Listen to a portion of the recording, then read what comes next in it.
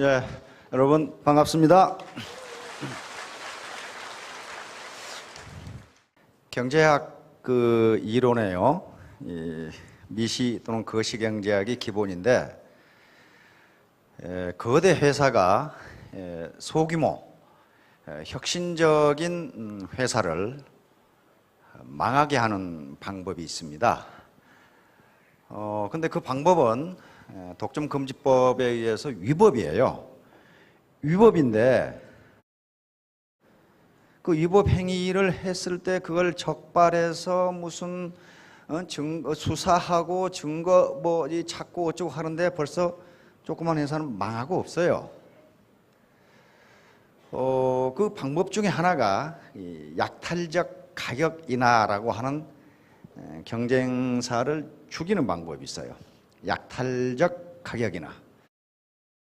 그것은 무슨 얘기냐 하면은, 지금 예를 들어서 A라는 회사가 치약을 5,000원에 팔고 있어. 근데 독점이야.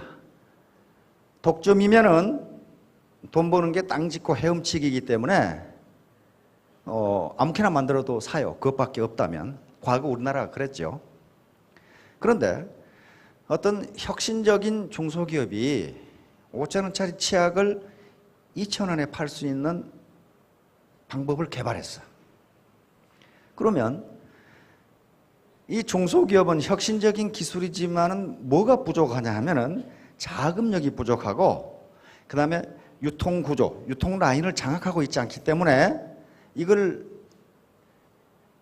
대기업이 방해를 하면요 안 되게 돼 있어요. 그런데 이러는 경우 대기업은 어떻게 할 것인가 하는 거예요.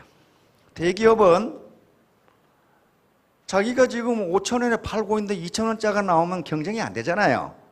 그러면 이 회사를 망하게 만드는 방법을 씁니다. 그런데 그것이 경제학 교과서에 실려 있어요.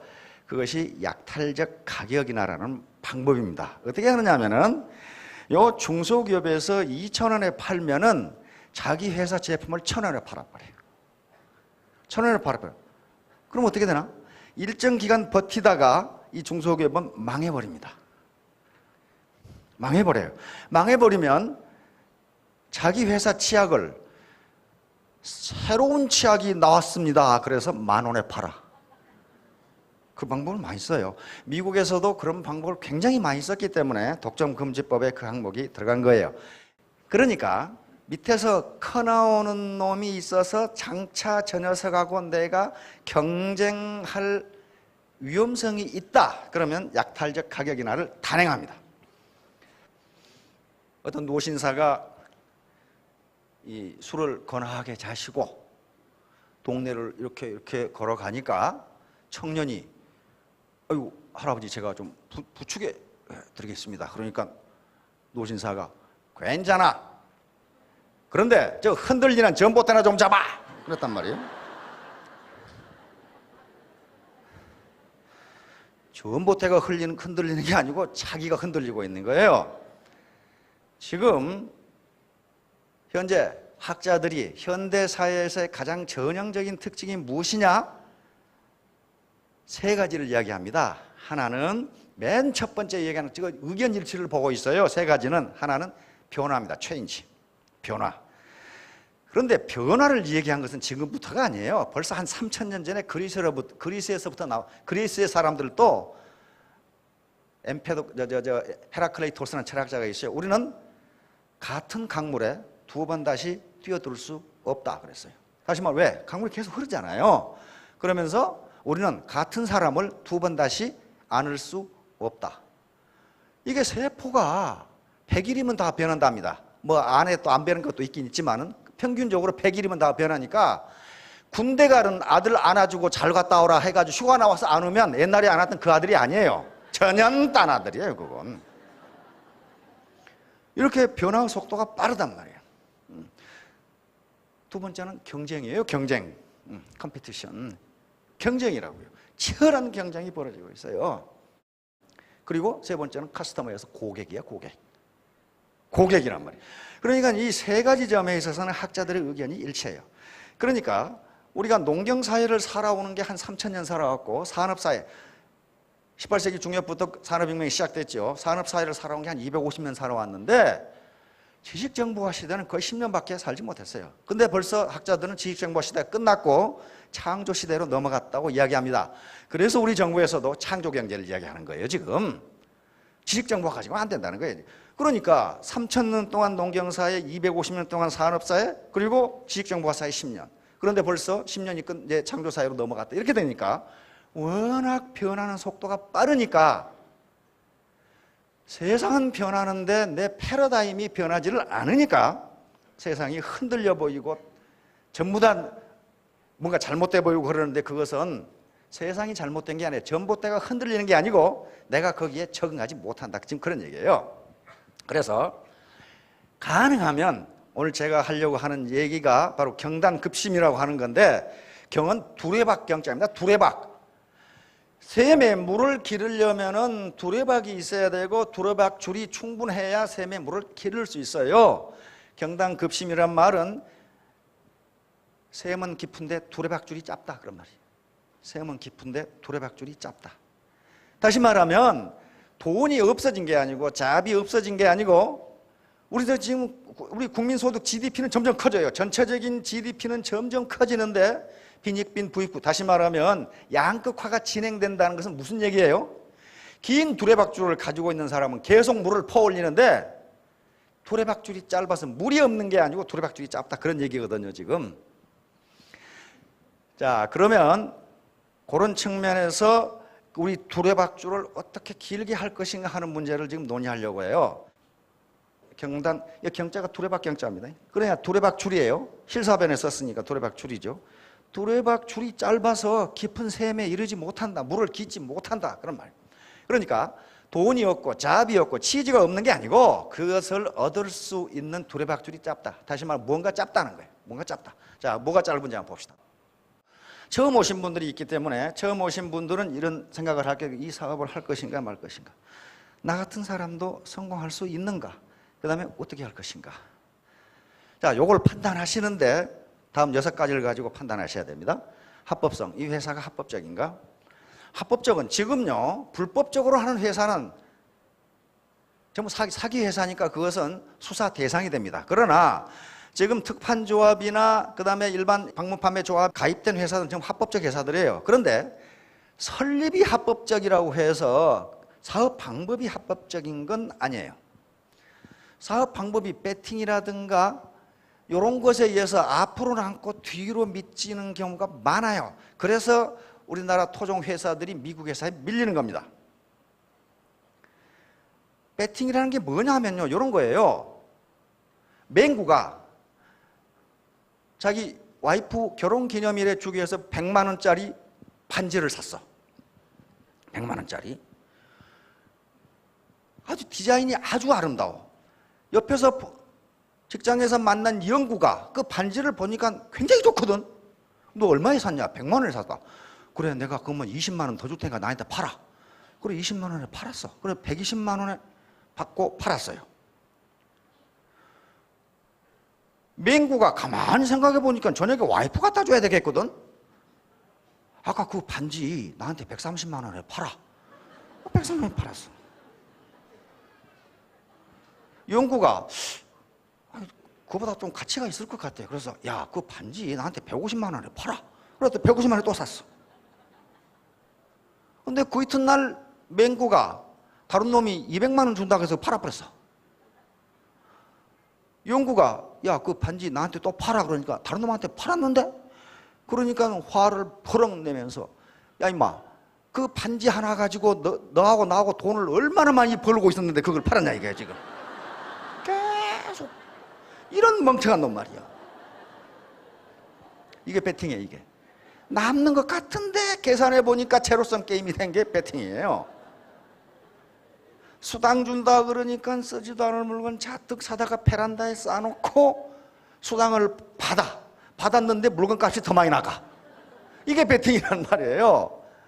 국내 네트워크 마케팅 회사들이 그런 짓 하다가 지금 망하고 있는 중이에요. 절대로 경제 원리는 그렇게 되지 않습니다. 그렇게 불량하게 해가지고 잘 사는 사람이 없어요. 그 다음에 경영자의 도덕성과 경영력, 저건 두 개 다 있어야 됩니다. 하나만 있어가는 되지 않아요. 그 다음에 제품의 경쟁력, 아까 절대 가격, 절대 품질 얘기했죠. 아이템의 구성도 굉장히 중요합니다. 네트워크 마케팅에서는요, 내구재, 한 번 사면 10년 쓰는 것은 팔아서는 안 돼요. 재구매가 일어나질 않아요, 그렇게 되면. 그래서 반드시 생활 필수품이어야 됩니다. 내구재가 안 되냐 하면 안 되는 건 아니에요. 내구재를 팔 때 그 내구재 때문에 발생하는 파생 수요가 있는 경우에만 팔아야 돼요. 예를 들면 정수기를 팔았는데 정수기에 매월 필터를 갈아야 된다. 요 수요가 발생하는 경우만 팔아야 돼요. 커피 머신을 팔았는데 계속적으로 원두를 공급해 줄 수 있다. 이런 경우는 내구재는 아이템으로서 적당합니다. 그렇지 않은 경우에는 써서 없어지는 걸 팔아야 돼요. 수익구조, 보상플랜, 이것은 바로 내가 땀 흘린 것만큼 나에게 리턴이 오느냐, 보상이 오느냐 하는 걸 봐야 되고요. 그 다음에 비용부담, 여기 오시면서 무슨 회원 되면서 회원비를 내야 된다든가 매월 수당을 받으려면은 의무적으로 사라 한다든가, 그것은 앞으로 남고 뒤로 미치는 거예요. 그 다음에 비전, 각 네트워크 회사들이요 전부 다 상속을 강조해요. 상속을 강조하는데 상속이 되는 우선적인 조건은 회사가 안 망해야 돼. 망해버리는데 무슨 놈의 상속을 해. 그래서 앞으로 이 회사가 생존할 가능성이 있느냐 하는 걸 봐야 돼요. 이런 것들을 판단하셔가지고 결정을 하시되, 제가 오늘 하려고 하는 강의는 앞에 어떻게 할 것인가 하는 문제를 강의하려고. 어떻게 할 것인가, 우리가 몸이 아픈 경우에, 몸을 건강하게 해야 할 경우에 두 가지를 동시에 해야 됩니다. 하나는 직접적으로 치료하는 약을 먹어야 돼요. 직접적으로. 머리가 아프면 진통제를 먹고 또 어떤 원인이 있으면 수술을 하고 그렇게 해야 되지만은 몸을 근본적으로 건강하게 해주지 않으면 임시방편적인 그런 조치를 해봐야 병이 다시 들게 돼 있어요. 그래서 어떻게 비즈니스를 할 것이냐 하는 테크닉 문제는 스폰서들이 또 오늘 오후에 전부 강의를 해드릴 겁니다. 그것과 그 다음에 근본적으로 성공하기 위해서는 내 체질을 개선해야 되는데 이 체질을 어떻게 개선할 것이냐 하는 문제를 저는 강의하려고 합니다. 자, 경당급심이라고 한 말이 나오는데, 이것은 두레박줄이 짧으면 깊은 우물에 물을 기를 수 없다예요. 그래서 이건 현대적인 의미로 어떻게 쓰냐면, 지금 각 회사에서 신년 화두로 많이 쓰는 말입니다. 이 말이 능력이 모자라 일을 감당하지 못하는 경우를 이야기합니다. 즉 다시 말하면 뭔가 자기 개발을 좀 해주면 되는데 그걸 안 하니까, 시골에서 두레박으로 물 길러보신 분 많죠? 두레박줄이 짧으면요, 밖에서 암만 발버둥 쳐봐야 물 못 길러요. 길을 누리면 돼요. 잘못하든 자기가 빠져버려요. 그렇죠? 요 내용이 어디가 있냐면은 장자에가 있는데 이런 얘기입니다. 공자가 어느 날 자기의 학문적 수제자인 안자, 즉 안회 또는 안현이라고 그러는데, 안회가 노나라 동쪽에 있는 제나라 임금을 만나러 가는 거예요. 임금에게 왕도 정치, 다시 말하면 정치를 어떻게 잘할 것이냐 하는 컨설팅을 지금 하러 간단 말이에요. 근데 그 가는 걸 보고 공자가 근심이 가득해. 그러니까 그 수제자 중 한 사람인 자공이 물었어요. 선생님, 그 안자가 가는데 왜 그렇게 근심이 많으십니까? 하니까 이 말을 한 거예요. 이 말을 한 거예요. 다시 말하면 이것은 공자가 한 말이 아닙니다. 공자가 한 말이 아니고 그 앞에 공자보다 100년 전에 관중이라는 사람이 이 말을 했어요. 두레박줄이 짧으면 물을 기를 수가 없고 자루가 작으면 큰 물건을 담을 수 없다, 이런 말을 해놨어요. 그러니까 사람의 됨됨이가 그것을 수용할 수 없을 정도면은 아무리 좋은 말을 해봐야 소용없다, 그런 얘기예요 지금. 그러니까 공자가 하는 말이, 지금 제나라 임금의 수준이, 제나라 임금의 이 폭이, 인간 됨됨이가 자로가 한 말을 이해할 수가 없다는 거예요. 그러면 임금은 그 말을 이해할 수가 없으면 잘못하다 그 말한 놈을 죽인다는 거예요. 죽이기 때문에 아내가 죽지 않을까 걱정된다, 지금 그런 얘기예요. 지금 이런 얘기입니다. 요게 이렇게 많이 나와. 장자에도 나오고 순자, 회남자, 서른, 관자, 이 말이 이렇게 많이 나온다는 것은 무슨 얘기냐 하면은 인간이 자기 개발을 하지 않고 자기를 돌아보지 않고 뭔가를 얻으려고 하면은 얻을 수 없다. 그 말을 지금 강조한 거예요, 지금. 이게 두레박이에요, 두레박. 지금 현재 많은 사람이 직면한 문제가 이 경단급심의 문제에 걸려 있습니다. 다시 말하면 모두에서 제가 말씀드린 것처럼 우리나라 GDP 계속 성장하죠. 2%든 3% 성장해. 그리고 뉴스에서 계속 나오는 게 소득 양극화, 그런 말 들어보셨죠? 양극화라는 게 뭐예요? 많이 번 사람은 더 많이 벌고 소득이 작은 사람은 더 못 벌고, 그거 아니에요. 그 말은 무슨 말이냐면은 많이 버는 사람은 두레박줄이 길어서 계속 물을 퍼내는데 적게 버는 사람은 두레박줄이 짧아서 물을 퍼내지 못한다, 그런 말이죠. 퍼내지 못한다. 그러니까 파이 전체가 작은 게 아니고 파이는 커져요. 커지는데 갈라먹는 몫이 많이 먹은 사람은 더 많이 가져가고 현재 적은 사람은 더 적게 가져간다. 지금 이런 현상이에요. 그러면 이제 두레박줄을 길게 해야 되는데 이 두레박줄이 뭐냐는 거예요. 두레박줄이 뭐냐? 두레박줄은 나하고 관계되는 거예요. 세상하고 관계되는 게 아니란 말이에요. 세상은 두레박줄이 아니고 우물이에요, 우물. 우물의 깊이가 깊어진 거예요, 지금. 우물의 깊이가 깊어졌어요. 옛날에는 그냥 바가지로 퍼내면 되는데 옛날 시골에 가면 바가지로 퍼면 물 많았어요. 그렇죠? 지금 그렇게 해가지고는 오염돼가지고 퍼먹지를 못해요. 샘이 깊은데 깊어졌어. 그게 세상이에요. 그러면 깊어진 만큼 자기 두레박줄을 늘리면은 그 물을 퍼낼 수 있어요. 퍼낼 수 있는데 그게 바로 자기 개발입니다. 그러면 요 문제예요, 이제. 내 두레박줄을 길게 해야 되는데 가장 중요한 게 패러다임이고 두 번째 명확한 목표, 1만 시간의 몰입, 절대로 포기하는 의지력, 요 네 가지인데 요 하나하나부터 패러다임이 무엇인가부터 보도록 하겠습니다. 패러다임과 궁변통구. 주역이라는 책이 있습니다. 사서 삼경 중에 삼경에 해당하는 시경, 서경, 주역이란 역경이라고 하더죠. 거기 궁변통구라는 말이 나와요. 궁이라는 것은 주역 계사편에 나오는니다. 궁하다. 그러니까 막다른 골목에 다다랐다. 내가 지금 생활이 안 될 정도로 소득이 떨어졌다. 그러니까 궁하게 됐단 말이에요. 궁하게. 지금 막다른 골목에 다다르면 어떻게 된다고요? 변해야 된다는 거예요. 변해야 된다. 변해야 된다. 그리고 변하면 어떻게 된다? 통하게 된다. 통하게. 통하면 죽지 않고 오래 간다. 그 말이에요. 궁변통구. 요것은 두 가지 의미를 씁니다. 세상 이치라는 게 궁하게 되면 어떤 막다른 골목에 다다르면 반드시 변한다. 변하게 되면 통하고 통하면 오래 간다. 다시 말하면 봄이 무르익으면 꽃이 피고 반드시 여름이 온다. 여름이 무르익으면 여름이 계속되는 것이 아니라 가을이 되고 열매가 맺힌다. 열매가 맺히고 겨울이 오기 때문에 그때 수확한다. 요 개념이에요. 세상은 가만히 있는 것이 아니고 계속 변한다. 그러니까 너도 변해라, 그 말이지. 너도 변해라. 내가 변한다는 것은 내 몸이 변하는 게 아니고 뭐가 바뀌어요? 패러다임. 패러다임은 어떤 현상이 아니고 현상을 보는 눈이에요. 그 현상을 이해하는 사고 구조를 패러다임이라고 그래. 세상을 보는 눈. 객관적인 사실은 그대로 있는데 이걸 내가 어떻게 이해하고 어떻게 해석하느냐는 거예요. 그 다음에 이 동의봉합에 있는 얘기입니다. 통즉 불통, 불통 즉 통. 이거 앞불통자입니다. 그러니까 통하면 아프지 않고 불통 즉 통, 통하지 않으면 아프다.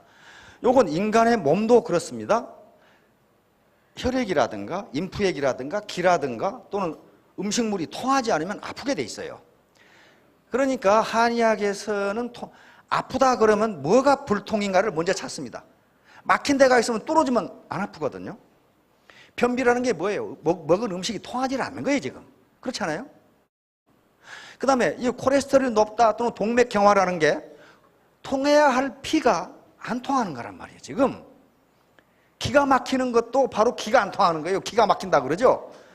사람이 그냥 도저히 이해할 수 없는 일을 당하면 기가 막힌다고 그러죠? 기가 막히면 어떻게 사람이 까부러지지 않아요?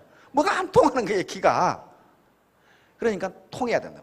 근데 인간관계에 현재 정부에서 가장 강조하는 게 소통이에요. 소통. 소통이라는 게 통하는 거란 말이에요. 소통이 안 되면 반드시 거기서 불화가 일어나요. 오해가 발생하거든. 자, 통하게 하는 게 이제 패러다임의 변화예요. 지금 지식 정보화 사회를 지나서 창조 사회로 갔기 때문에 내 패러다임을 거기에 맞추면 통한다. 그럼 통한다. 자, 이게 바로 패러다임이라는 말을 처음 사용한 분은 토마스 쿤이라고 하는 과학 철학자입니다. 20세기에 가장 영향력 있는 과학자 중에 한 사람으로 불리는 사람입니다. 이 사람이 패러다임을 바꿔야 되는데 패러다임은 서서히 변하는 게 아니라 어느 날 갑자기 변하는 것이다. 갑자기. 이것은 마치 여기에 천동설이 지동설로 바뀌는 것하고 똑같다. 2000년간 지구가 우주의 중심이고 나머지 이것이 지구를 돈다고 생각했어요. 근데 코페르니쿠스가 보니까 안 그래. 태양이 중심이고 이게 돌아. 이렇게 갑자기 바뀌는 거예요. 이게 서서히 이렇게 바뀌는 게 아니라 어느 날 갑자기 바뀌는 거란 말이에요. 이렇게 해놓고 왜 이게 이렇게 바뀌었냐 하면은요, 모든 천체의 움직임을 관찰하고, 그 다음에 이 당시 이제 항해 시대가 되니까 배를 타고 먼 바다로 가는데 별의 위치가 달라. 예측하는 게 달라. 그런데 태양이 가운데 있다고 생각하고 계산을 하니까 딱 맞아. 그래서 이렇게 바뀐 거예요. 그런데 그 당시에 중세시대이기 때문에 이걸 말하면 어떻게 됩니까? 화형시켜서 화형. 태양이 지구를 돌아야지 지구가 태양을 좇는다고 말하면 교리에 맞지 않다고 그래서 화형을 시켰어요. 코페르니쿠스는 그런데 신부님이었어요. 그걸 알아. 아니까 죽기 일주일 전에 이걸 발표했어. 이걸 알거든. 죽기 일주일 전에 발표했는데 그 책이 200년 동안 판금이 됐어요. 그러다가 해금이 됐습니다. 그 정도로 고정관념은 무서워요. 무섭다고. 그래서 요 토마스 쿤이 제시한 것들이 이런 거였어요. 이런 거였어요. 이게 패러다임이다. 제시한 거예요. 자, 보세요. 어떤 사람은 예쁜 귀부인으로 보이고 어떤 사람은 마귀 할멈으로 보일 겁니다. 그렇게 안 보이면 뭔가 좀 이상한 거예요, 지금. 귀부인으로 보면 요게 목걸이에요, 까만 게. 마귀 할멈으로 보면 마귀 할멈 코가 되고 이건 마귀 할멈이 입이 돼요. 여기 객관적 실체는요, 하나예요. 하나인데 어떻게 보느냐에 따라서 요걸 귀부인으로 보면은 데이트하고 싶으실 거고 마귀 할멈으로 보면 도망가고 싶으실 거예요. 그러나 객관적 실체가 변한 거 아니에요. 자기가 어떻게 보느냐 하는 거예요. 요건요, 토끼인지 오리인지 이쪽을 보면 오리 같고 이쪽을 보면 토끼 같고 그렇잖아요. 따라서 요 실체는 변함이 없어요. 그대로 가만히 있는데 내가 이것을 어떻게 보느냐에 따라서 달라진다는 거예요. 어떤 현상이. 요건 컵이냐 두 사나이가 얼굴을 이렇게 보고 있느냐 하는 거예요. 지금 안 보인 분 계실 거예요. 자세히 봐요. 자세히 보면 이게 유명한 루비느 컵이라고 하는 컵입니다. 인간의 눈이, 인간의 사고가 이렇게 돼 있다는 거예요. 어떤 사람은 이걸 멋들어진 컵으로 보고 어떤 사람은 코고 입이고 턱이고 그러잖아요. 두 사나이가 이렇게 마주보고 있다. 그러나 객관적 실체는 가만히 있어요. 가만히 있는데 내가 무엇에 초점을 두고 보느냐에 따라 달라진단 말이에요. 요걸 보면은 어떤 사람은 기둥이라 할 거고 어떤 사람은 두 사나이가 이렇게 마주보고 있어요. 이렇게. 잘 보세요. 요 머리잖아요. 수도자가 이렇게 마주보고 있는 이렇게 그 그림이 돼요. 그러니까 이게 패러다임이에요. 객관적 실체가 달라진 게 아니고 세상이 달라진 게 아니고 현재 세상인데 그걸 내가 어떻게 보느냐. 어떻게 보느냐. 하버드 대학에서 요걸 가지고 실험을 했는데 요걸 가지고 뭘 실험을 했냐면 요건 지금 어떤 회사의 광고입니다. 옛날에 미국 회사에 광고를 했는데 이게 아주 엄청난 파장을 일으킨 거예요. 먼저 대학생들에게 귀부인 사진을 보여줬어. 그리고 한 팀에게는 마귀 할멈 사진을 보여줬어요. 그래놓고 요 그림을 보여주고 뭐냐고 그러니까 귀부인 사진을 본 사람은 죄다 귀부인이라고 주장하는 거야. 마귀 할멈 사진을 본 사람은 전부 다 마귀 할멈이라고 주장하는 거야. 그러니까 인간은 뭐예요? 고정관념이 순간적으로 들어온다. 순간적으로 들어온다. 그러니까 이걸 바꿔야 된다는 거예요. 왜냐하면요, 요 객관적 현실은 같아요. 같은데 어떤 사람은 부풀 아직도 절반이나 남았네? 요거하고 절반인밖에 안 남았네? 요거가 다르다는 거예요. 객관적 현실은 똑같아요. 이게 패러다임이에요. 뭘 어떻게 보느냐는 거예요. 뭘 어떻게 보느냐. 자, 패러다임은 또 무엇과 같다고 그러냐면 지도와 같다 이렇게 돼 있어요. 또 안경과 같다. 자, 요 지도 보세요. 설악산이 여가 있고 이쪽에 지리산이 있어요. 지리산. 그러면 우리 머릿속에 들어있는 패러다임이 지도니까 이렇게 맞는 지도가 들어있다면 여기 속리산, 여기 대전이죠. 여기서 설악산을 가려면 이쪽으로 가면 된다. 맞죠? 이렇게 지도가 올바른 경우에는 부지런하게 하면 할수록 목표에 빨리 가요. 빨리 간다고요. 그런데 설악산이 여기고 지리산이 여기다. 그러니까 어떤 놈이 말도 안 되는 소리. 여기가 지리산이고 여기가 속리산이라고 우기는 거야. 이런 사람은 목적지에 빨리 가면 갈수록 열심히 일할수록 더 못 살아. 더 목적에서 멀어져요. 이런 케이스예요. 이게 패러다임이다 그랬어요. 다시 말하면 패러다임은 지도기 때문에 지도가 올바르지 않으면 아무리 열심히 일해도 열심히 일한 것만큼 더 못 산다. 더 못 산다. 그러니까 패러다임이 우선 되어야 그 다음에 뭘 어떻게 할 것이냐는 그 다음 문제다. 이게 스티븐 컵이라는 사람이 쓴 성공하는 사람들의 7가지 습관이라는 게 있어요. 뭐 주도적이 되라 뭐 이렇게 나온단 말이에요. 그런데 앞에 패러다임에 대해서 제일 많이 써놨어요. 글을. 왜냐하면 요 7가지가 앞만 익혀봐야 당신의 사고 구조가 걸렸다면 7가지를 차라리 익히지 않는 게 낫다. 그런 말이에요. 세상을 보는 눈이 그렇다. 이제 타조 증후. 이렇게 있지 말고 이 모아지를 빼고 여기에 뭔가 있는가를 좀 보라는 거예요. 이게 타조 증후군인데 미국에서 많이 씁니다. 다시 말하면 위험이 닥쳐와 타조는 사자 같은 이 천적이 달라들면 모래 속에다 고개를 파물고 위험이 없다, 나 없다 그러고 있답니다. 그렇다고 해서 위험이 사라지느냐? 그렇지 않다. 근데 과학적으로는 맞지 않답니다. 옛날에 쌍안경이 없을 때 이런 줄 알았대요. 먼 데서 보니까 타조 머리하고 모래 색깔하고 구분이 안 돼가지고 타조가 모래에 머리를 묶고 있다고 생각했는데 타조가 너무 더우면 축축한 모래에다가 머리를 대고 있답니다. 이렇게 열을 식히려고. 그런데 그 당시 사람들은 이걸 타조 증후군이라고 불렀어요. 오스트리치 신드롬이라고 불렀단 말이에요. 그러니까 위협이 지금 가게가 안 되고 직장이 위협을 받고 재취업하려고 하는데 안 되고 그러면은 위협이 없다고 생각하지 말고 머리를 박고 이렇게 있지 말고 주위를 돌아보라는 게 이거예요. 탈출해야 된다. 자, 이제 목표를 잡는 게 중요한데 이 양은 독일 사람입니다. 자이베르트라고 하는 사람인데 시간관리 목표에 대해서 세계적인 전문가입니다. 이분이 쓴 책이 시중에 이렇게 많이 나와 있어요. 그럼 그것은 이만큼 많이 팔린다는 얘기예요. 이 책이 전 세계 베스트셀러예요. 어떻게 목표를 잡고 시간 관리를 하고 어떻게 성공하느냐는 문제를 쏙 해놨어요. 어느 도시국가 왕이 있는데 불평불만이 많은 청년이 찾아와가지고 임금님, 저에게 인생을 어떻게 살면 성공적으로 살 수 있는지 그 방법을 좀 가르쳐 주십시오. 왕이면 백성에게 그걸 좀 가르쳐 줘야 될 거 아닙니까? 그러니까 이 왕이 그래 가르쳐 주마. 가르쳐 주는데 내가 하라는 것을 하면 가르쳐 주겠다. 뭡니까? 그랬더니 요 포도주 잔을 이렇게 채워가지고 요것을 들고 요 서울 시내를 한 바퀴 돌아오라. 그런데 한 방울이라도 흘리면 목을 쳐버리겠다. 그랬단 말이에요. 그 도시국가니까 도시를 한 바퀴 돌아오라.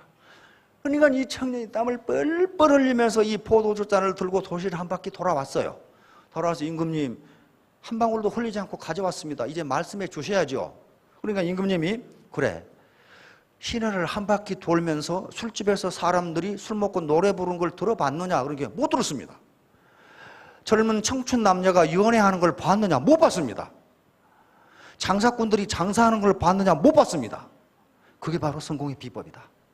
너는 그걸 흘리지 않기 위해서 정신을 집중했기 때문에 다른 일체의 소리가 들리지 않았다. 그래서 네가 성공했지 않느냐. 자기가 하는 일에 정신을 집중하면 불평이라든가 자기를 비난하는 소리라든가 아무것도 안 들린다. 그게 성공의 비법이다. 요거예요 지금 목표라는 게. 이게 오브젝티브 고울이란 말이에요. 그래서 아리스토텔레스는요 그리스의 대표적인 철학자입니다. 플라톤, 소크라테스와 함께. 그런데 그 시대에도 이런 말을 해놨어요. 아리스토텔레스가. 첫째, 성공하기 위해서는 실질적인 목표를 가져라. 뚜렷하고 실질적. 그러니까 목표를 가져라가 아니에요. 실질적인 목표, 뚜렷한 목표를 가져라. 둘째, 지혜, 돈, 물자, 방법 등 하여간에 그 목표를 달성하는데 필요한 수단을 찾아라. 먼저 목표가 정해져야 수단을 찾을 거 아니에요. 그 다음에 셋째, 당신이 가진 모든 수단을 그 목표에 맞춰나가라. 여러분들 헬레니즘 문화를 세계에 전파했던 이 알렉산더 대왕 알죠? 알렉산더 대왕 대충 아시죠? 모르신 분은 이 시간 이후 아시는 걸로 하세요. 그냥 알렉산더 대왕이라는 분이 있어요. 마케도니아 왕인데 완전히 헬레니즘 문화를. 서양의 문명의 바탕은 두 가지입니다. 하나는 알렉산더의 헬레니즘이고 그리스 문명이죠. 또 하나는 유대의 헤브라이즘이에요. 두 개 문화가 합해져 가지고 서양 문명이 된 거란 말이에요. 그 헬레니즘이에요. 아리스토텔레스는 철학자인데 그 알렉산더 대왕의 스승이었어요. 알렉산더 대왕에게 가르쳤단 말이에요. 그래서 세계를 지배해버린 거예요. 알렉산더가. 그분이에요. 그분. 알렉산더의 가정교사에서 이 양반이. 알렉산더의 아버지가 필립 대왕인데 필립이 스승을 정할 때 아리스토텔레스를 정했단 말이에요. 철학자를. 그래서 가르쳤어요. 그래서 세계를 지배해버리잖아요. 이분이 한 말이 먼저 뚜렷하고 실질적인 목표, 그리고 모든 수단을, 그 목표를 달성하는 수단을 찾고, 그리고 그것을 가진 모든 수단을 목표에 맞춰나가라. 목표를 어떻게 잡느냐 하는 거예요. 지금 기업에 또는 경영학 강의하시는 분들이 요건 자꾸 썼을 거예요. 목표 설정의 스마트 원칙 해가지고 요 양반이요, 제리 엘 하버 박사 요 책에 들어있어요. 요 책에가 퍼포먼스 매저먼트라는 책에가 목표를 이렇게 잡으면 좋다 하고 들어있는데, 지금 기업이라든가 정부 기관에서도 목표를 설정할 때 이렇게 합니다. 자, 이게 스마트가 뭐냐면 S는 스페시픽, 목표를 구체적으로 잡아요. 구체적으로. 추상적으로 잡지 말고 추상적으로. 예를 들면 나는 공부를 열심히 하겠다. 그 목표가 아니라 열심히 하는 게 도대체 뭘 어떻게 열심히 하는 거예요? 나는 부모에게 효도를 하겠다. 그렇게 잡지 말라는, 그건 목표가 아니라는 거예요. 열심히 하겠다가 아니고 나는 수능에서 300점을 맞겠다. 이게 목표가 되는 거예요. 구체적으로. 나는 부모님께 하루에 매일 전화를 드리겠다. 이게 목표가 되는 거예요. 구체적이잖아요. 추상적인 목표가 너무 많아요. 나는 훌륭한 사람이 되겠다. 뭐가 훌륭한 거예요? 나는 부자가 되겠다. 이렇게 잡지 말고 이 양반이 하는 소리가 스페시픽하게, 구체적으로. 다음, measurable. 목표는 측정이 가능해야 돼요. 왜냐하면 측정이 불가능하면 목표를 달성했는지 안 되는지 몰라요. 예를 들면 이런 거예요. 나는 돈을 많이 벌겠다. 그럼 많이가 얼마냐? 이건 측정 불가능해요. 그래서 나는 매월 500만 원을 벌겠다. 그럼 500만 원을 벌면은 목표가 달성된 거고, 못 벌면 목표가 미달이에요. 그렇죠? 이렇게 하는 거예요. 그 다음에 액션 오리엔티드, 행동 지향적이어야 한다. 추상적인 가치만 나열해서는 안 되고 행동 지향적이어야 한다. 나는 매일 고객들을 열심히 만나겠다. 많이 만나겠다. 그렇게 하면 안 되고 나는 하루에 10명을 만나겠다. 딱 행동으로 딱 나타나게 해라. 그 다음에 리얼 현실성이 있어야 된다. 너무 목표를 크게 잡으면 안 된다는 거예요. 우리 사장님 같은 분이 나는 김연아처럼 피겨 여왕이 되겠다 이렇게 잡아놓으면 그게 되겠느냐는 거예요. 안 된다는 거예요. 또 저기 계시는 연세든 분이 다음 해 미스 코리아에 한번 나가봐야 되겠다 이렇게, 이게 안 되는, 그러니까 현실성, 리얼리스틱, 실제로 그게 가능한가 하는 것을 봐야 된다는 거예요. 마지막으로 타임 바운드드, 시간 제약한다. 내가 500만 원이라는 목표를 정했는데 언제까지? 이걸 정하지 않으면 그 목표가 아니라는 거예요. 나는 1년 내에 월소득 500만 원이 되도록 하겠다. 이게 타임 바운디드예요. 이렇게 하면은 된다는 거예요. 그래서 이제 목표 설정을 하면은 에너지를 집중할 수가 있어요. 그 목표를 향해서. 그 다음에 한 방향으로 몰입을 할 수가 있고 효율적인 시간 관리가 되고 그 다음에 동기부여가 됩니다. 500만 원을 벌기 위해서 뛰게 된다. 자, 목표의 난이도와 성과인데 목표를 그러면 어떻게 잡아야 되냐? 이건 아주 유명한 그림이죠. 목표를 높게 잡으면 잡을수록 점점 성과가 좋아지는데 일정 이상 잡아버리면 포기해버려요. 아이고 해도 안 되네 하고 잡아버려요. 그러니까 가장 텐션이 높은 부분에서 그 정도의 목표를 잡아야 된단 말이에요. 그러면 이 정도 목표가 뭐냐 하는 게 문제가 돼요. 뭐냐? 이걸 GE에서 하는 스트레치 목표라는 게 있습니다. 스트레칭이라고 하는 것은 우리가 팔을 쭉 뻗는 거죠. 또 가장 전형적인 게 요 선반에 물건이 있는데 달락 말락 할 때 이렇게 해가지고 이렇게 하잖아요. 이게 스트레칭이에요. 스트레칭. 팔을 뻗다 이런 거 말이에요. 스트레치 목표라고 하는 것은 경영학자들이 이 말을 썼는데 GE의 잭 웰치라는 경영자가 있었죠. 잭 웰치가 GE의 목표를 잡는데 스트레치 목표라는 것을 잡기 시작했어요. 그래가지고 이건 도전적인 목표예요. 도전적인 목표. 내가 지금 최선을 다했을 때 하루에 지금까지 해보니까 5명을 만났단 말이에요. 여러 가지 시간. 근데 금년에는 내가 하루에 8명을 만나겠다. 이게 스트레치 목표예요. 지금까지 열심히 안 하는 게 아니야. 안 하는 게 아닌데 최대한 5명을 만났어. 그렇다면 내 스트레치 목표는 8명이다. 통상 이게 얼마나 되느냐 하는 것은 GE에 다 이론적으로 나와 있는데 20% 내지 30% 높게 20%, 30%. 이게 선반이 이만큼 있으면요 금방 물건 내리기 좋아요. 그러나 이만큼 있어도 이거 이렇게 하고 이거 하면 닿는다고. 이게 스트레치 목표예요. 그래서 창의적이고 혁신적으로 하지 않으면 안 된다. 다시 말해 스트레치 목표는 몸만 가지고 뛰어서 되는 게 아니고 머리를 굴리면 그 아이디어가 나온다는 거예요. 이게 그 아이디어가 GE가 요구하는 것도 그거였어요. 판매 목표를 과거에 10이었는데 15로 잡았다. 그 말은 죽도록 뛰라가 아니고 머리를 써봐라. 그 방법이 있을 거다라는 거예요. 자, 미켈란젤로 아시죠? 요 그림 보면 미켈란젤로 생각나시죠? 이게 르네상스 시대 사람인데 이런 말을 해놨어. 르네상스 시대 사람인데 우리가 더욱 경계해야 할 것은 목표를 지나치게 높게 정하고 이루지 못하는 것이 아니라 목표를 지나치게 낮게 잡고 그것을 달성하는 것이다. 다시 말하면 지금까지 평균적으로 해보니까 5명 정도 만날 수 있어. 그래서 목표 5명. 이것은 설렁설렁해도 만나는데 그렇게 되면 도전의식, 창의성 이게 나오지가 않는다는 거예요. 미켈란젤로가 한 얘기입니다. 그러면 이게 지금으로부터 2000년 전 얘기인데 그때나 지금이나 같다는 거예요. 예. 근데 미켈란젤로가 왜 이런 얘기를 했겠어요?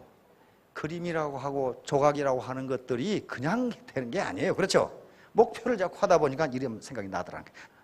자, 목표 달성을 위한 행동 과정 이렇게 한번 해보세요. 가장 중요한 것은 패러다임입니다. 긍정적 사고와 결여. 나도 할 수 있다. 나는 하겠다. 이게 단 말이에요. 그 다음에 두 번째 목표를 잡는데 스마트 원칙을 적용을 하고 스트레치 목표를 한번 생각해 보라. 그 다음에 행동 계획을 수립하고 실천하는데 여기서 성공하면 좋은데 안 되는 경우가 많아. 이때는 평가하고 재도전을 해보라. 포기하면 실패입니다. 자, 1만 시간의 몰입. 그러면 이제 문제는 행동으로 해야 되는데 이건요 정말 창조가 굉장히 공평하게 됐다는 걸 이야기합니다. 요게 데니엘 레비틴이라는 캐나다 맥길 대학 교수인데 이 양반 좀 희한한 사람이에요. 이 양반 전공은 인지심리학인데 인지심리학 쪽에서도 인간의 뇌가 음악을 어떻게 이해하느냐를 연구하는 분이에요. 그리고 자기가 음악가이고 밴드 마스터이고 별걸 다 하는 사람이에요. 음반 제작도 하고. 그런데 이 양반은 지금 안데르슨 에릭슨이라는 지금 플로리다 대학 교수인데 요 분들이 역사적으로 성공한 사람들을 조사해 봤더니 1만 시간 이상 연습이나 몰입을 하지 않고 성취한 사람은 한 사람도 없다. 이 사실을 발견을 했어요. IQ가 높고 낮다든가 아무 관계가 없다는 거예요. 아무 관계가 없고, 에릭son 교수가 조사한 것은 베를린 음악학교를 조사를 했어요. 베를린 음악학교에는 음악 영재들이 들어가는데 5살 때 들어간답니다. 5살 때 들어가는데 15년 후인 20살 때 교수들에게 부탁을 했어요. 세계적인 음악가. 그 다음에 두 번째는 아주 잘하는 정도. 세 번째는 그저 그런 정도. 이렇게 분류를 해놓고 그 사람들이 연습을 얼마나 했나를 조사를 해봤더니 세계적인 음악가는 전부 연습을 1만 시간 이상 했더랍니다. 그리고 우수한 학생은 8,000시간. 음악 교사가 되겠다고 대충 한 학생은 4,000시간을 했더랍니다. 20년 동안이에요. 20년 동안. 그러니까 15년 동안에 2,000시간의 차이가, 연습의 차이가 어떤 사람은 탁월한 음악가를 만들고 어떤 사람은 그냥 우수한 정도, 어떤 사람은 4,000시간 한 사람은 그저 그런 정도, 이렇게 됐다는 거예요. 그래서 어떻게 이렇게 다른가? 그런데 입학할 때 수준이 다 달랐다는 거예요. 입학할 때 수준하고는 아무 관계가 없이 얼마나 열심히 연습하느냐에 따라서 결과가 달라지더라, 이 사실을 발견했어요. 그런데 두 교수는 학자니까 학술 논문으로 발표를 했단 말이에요. 근데 이게 말콤 그레드웰이라고 하는 저널리스트예요. 우리나라 책이 많이 번역돼, 아웃라이어, 이거 무지무지 많이 봤어요. 이 베스트셀러, 세계적인 베스트셀러. 이게 여기에서 완전히 지금까지 인간들이 생각한 성공의 법칙을 바꿔버린 거예요. 그래서 이게 베스트셀러가 됐고 뉴욕타임스에서는 세계에 가장 영향력 있는 경영학자로 분류를 해버렸어요. 왜냐하면 지금까지는 머리가 좋고 좋은 대학을 나오면 성공한다, 그렇게 인식되어 있었는데 말콤 그레드웰이 이 사람들의 연구 결과를 가지고 추적을 해보니까 no, 그렇지 않다예요. 그렇지 않다. 그렇지 않고 얼마나 연습했느냐에 따라 달라진다, 이렇게 결론을 낸 거예요. 그런데 이 두 학자가 그러면 음악가만 그러는가? 다른 걸 다 조사했어요. 미국의 프로야구, 프로농구, 아이스하키, 그 다음에 체스, 그 다음에 음악 유행가 작곡가들, 심지어는 뭐까지 조사하냐면 도둑놈까지, 도둑놈. 도둑질도 1만 시간 이상 연습하지 않으면 유명한 도둑놈이 안 된대요, 이게.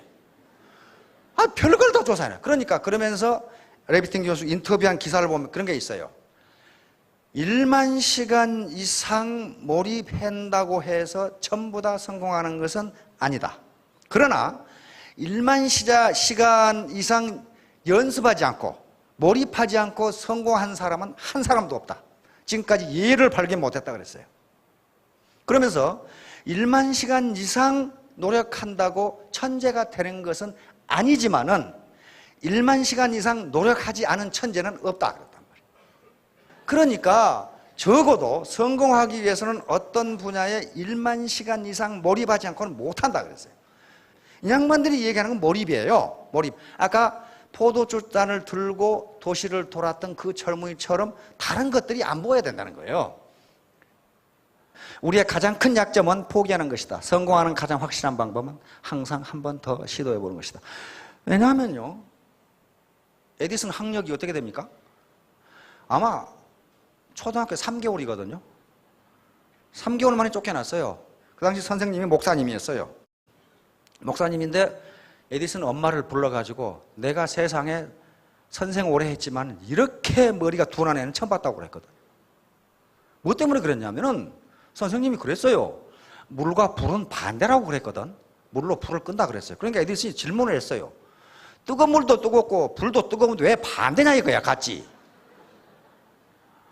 그러면 그걸 선생님이 설명을 해줘야지. 이 바보 같은 놈아. 그래가지고 엄마를 불러가지고 내가 교사를 하는 동안에 이렇게 머리가 나쁜 애는 처음 봤다고 그랬어요. 그런데 거기서 엄마가 선생에게 항의를 했어요. 나는 그렇게 생각하지 않는다 하고 항의를 했어요. 에디슨 자서전에 보면 그 장면이 나와요. 뭐라고 했냐면은 나는 평생 실망시켜 드려서는 안 될 분을 갖게 되었다, 그렇게 돼 있어요. 초등학교 1학년이 그렇게 써놨어. 그러니까 어머니를 실망시켜 드리지 않기 위해서 그렇게 노력을 한 거예요. 어머니가 자기를 인정해 줬잖아요. 나는 그렇게 생각하지 않는다고. 나는 우리 아들이 바보가 아니라고 믿는다고 선생한테 항의를 했거든. 그러니까 그 어머니를 실망시켜주지 않기 위해서 세계 최고의 발명가가 된 거예요. 근데 에디슨은 자기가 생각해가지고 발명한 게 몇 개 없어요. 자기가 그렇게 써놨어. 그럼 뭐 가지고 했느냐?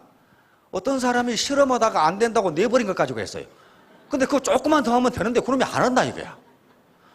자기가 책에 그렇게 써놨어. 조금만 더 하면 되는데 안 된다고 내버린 걸 갖다가 조금 더 하면 되더라 이거예요. 그 얘기를 써놓은 겁니다 지금. 자, 결론으로 넘어갑시다. 커널 할리는 샌더스, 이거 많이 들어봤죠? 누구예요? KFC 창업자입니다. 이 양반은 초등학교를 졸업 못했어요. 아버지 어머니가 일찍 돌아가셔가지고. 그래가지고 안 해본 일이 없도록 다 했어요. 20살 때 사업을 했다가 결혼하고 사업을 했다 망해가지고 마누라가 도망가 버렸어. 혼자 살았어. 자살하려고 하다가 재수가 없어가지고 자살도 못했어. 고속도로 옆에 쓰러져 있는데 어떤 놈이 병원에 갖다 놔가지고 또 죽지도 못했어. 그래서 65세가 되니까 미국은 60세가 넘으면 연금이 나오죠. 그 당시 연금 $105가 나왔어. 65세 때 $105 가지고 창업을 한 겁니다. 그게 켄터키 프라이 치킨이에요. 왜냐하면 그 기억에 자기 어머니가 옛날에 튀겨줬던 닭이 굉장히 맛있다는 걸 생각이 됐어. 닭튀김 그게. 근데 그 당시는 미국도 닭을 삶아 먹었지 튀겨 먹는 생각을 못 했답니다. 근데 튀겨 먹어보니까 기가 막히게 맛있거든. 그래서 $105 가지고 켄터키 프라이드 치킨을 창업을 해가지고 돈이 없어서 가게를 낼 수가 없어. 가게를 낼 수가 없으니까 생각해낸 게 프랜차이즈를 생각해낸 거예요. 내 권리를 가게에 사면은 나는 로얄티만 받고 저기서는 튀김 장사하고 그 생각을 한 거예요. 그런데 프랜차이즈를 가입하는 사람이 한 사람도 없어. 그래서 무려 3년을 뛴 겁니다. 68세. 우리나라 서점에 가면 베스트셀러 나와 있어요. 1008번의 실패, 거절 이렇게 나와 있어요. 3년간 1008군데를 찾아다니는데 전부 거절. 너나 먹어라, 너나 먹어라야. 1009번째 보스턴에서 딱 성공을 했어요. 그 보스턴 튀김집 어떻게 됐겠어요? 대박을 쳐. 엄청나게 맛있거든, 진짜 먹어보니까. 그래서 지금은 전 세계에 약 3만 개의 대리점이 있는 KFC가 된 겁니다. 그러니까 65세에 창업해가지고 68세 3년간 찾아다녔는데 1008번 거절을 당했어. 1009번째 성공을 했어요. 시중에 책이 나와 있어요. 1008번의 거절 그렇게 나와 있어요. 그러니까 이 양반이 가만히 있었느냐는 게 1만 시간을 투입한 겁니다. 매일 전 미국을 돌아다녔거든. 그러면 3년 돌아다니면 1만 시간 돌아다녀요. 그래서 성공한 거예요. 그래서 이 양반이 한 말이 이제 그런 거예요. 내가 겪어야만 했던 모든 실패는 다시 시작하고 새로운 무언가를 다시 시도하려고 하는 기회를 주었다. 계속 실패했거든. 일도 안 해본 일이 없이 다 했고 그때마다 실패를 했어요. 그런데 다시 계속 도전해서 했다는 거예요. 결론입니다. Do just now. 맞다고 생각되면 즉시 시작하세요. Do together. 함께 하라. 여기서 함께 하라는 게 나 혼자 뛰면 될 것 같은데 성공은 그렇게 되지 않는다는 게 말콤 그레드웰의 결론이에요. 1만 시간을 해야 되는데 1만 시간을 할 수 있는 조건을 다른 사람이 너에게 만들어 준다는 거예요. 근데 그것도 안 하면 그건 안 된다는 거예요. 그러니까 애터미에 들어와서 이 시스템, 이 정보를 알았다는 것은 1만 시간을 투입할 수 있는 기회를 누군가가 준 거예요. 어떤 다른 회사에 가서 해보세요. 사기치는 회사, 주코 같은 데 하면 1만 시간 하면 남는 게 아니라 있는 것 완전히 알거지가 돼버려. 그렇게 되지 않아요. 1만 시간을 아까 패러다임이라는 게 바로 그거란 말이에요. 그런 회사에 가서 열심히 하면 할수록 점점 목표에서 멀어진다예요. Do ardently. 간절한 마음으로 하라. 간절한 마음. 아까쯤에 이 포도주잔을 들고 이 시내를 돌았던 청년처럼 거기에 집중하지 않으면 안 된다는 거예요. 그 다음에 do not give up. 절대로 포기하지 마라. 즉각해야 돼. 요 아가씨처럼 이렇게 되고 싶은데 이번만 먹고 이번만 먹고 이렇게처럼 돼야 되겠다. 이번에 안 먹어야 된단 말이에요. 이번에 즉각. 담배도 즉각 끊어야지. 조금만 더 피우고 내가 20개비 피웠으니까 10개비만 줄이자. 못 끊더라고요. 당장 끊어야 돼요. 함께 투게더 같이 해야 됩니다. 손을 잡아주면서 같이 해야 돼. Do not give up. 절대 포기. 요 사다리를 놔줬는데 별을 따는 것은 자기가 올라가서 따야 돼요. 누가 따주는 사람이 없어. 남편이 따줄 것 같지요? 안 따줘요. 안 따준다고. 나폴레옹 아시죠? 그 유명한 프랑스 보나파르트 나폴레옹입니다. 충분히 생각하라. Take time to deliberate. But when the time for action has arrived, 행동할 때가 오면 어떻게 stop thinking and go in. 생각을 멈추고 즉각 몰입하라 그 말이에요. 즉각 go in. 즉각 몰입하라. 나폴레옹이 이 말 말고도 의사결정에서 가장 중요한 것은 의사결정의 정교성이 아니라 그 타이밍이다 하는 말을 자꾸 해놨어요. 군사작전을 해보니까 암만 계획을 잘 세봐야 타이밍 놓치면 그건 말짱할 거라는 거예요. 타이밍이다. 이렇게 하란 말이에요. 이게 재심 합력에 많은 사람들이 마음을 가지런하게 해서 힘을 합한다. 그렇게 하지 않고서는 말춤이 되질 않아요. 혼자 말춤 친다고 생각해 보세요. 얼마나 재미없겠어요. 그 뚱뚱한 싸이고 혼자 이러고 있으면요, 그거 못 봐줘요. 같이 하니까 하모니가 이루어야 된단 말이에요. 자, 이제 마치도록 하겠습니다. 3년 동안 자기 패러다임을 올바로 갖고 몰입하면은 여기 계시는 모든 분들 일천택 일천남이 되실 겁니다. 모두 크게 성공하시기 바랍니다. 감사합니다.